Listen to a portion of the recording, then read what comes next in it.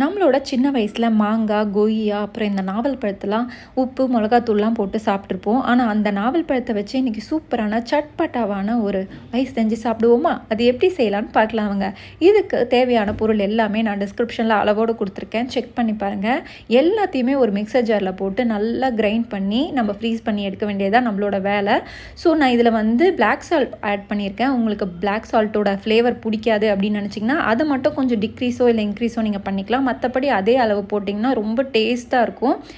இதை வந்து நமக்கு ஃப்ரீஸ் பண்ணுறது வந்து ஒரு கண்டிப்பாக ஓவர் நைட் ஃப்ரீஸ் பண்ணணும். அப்போ தான் நல்லா சாலிடிஃபை ஆகும். இல்லைனா வந்து ஒரு மாதிரி சொதான்னு இருக்கும். நீங்கள் கரெக்டாக ஒரு 8 hours வந்து டீப் ஃப்ரீஸ் பண்ணி எடுத்துக்கோங்க.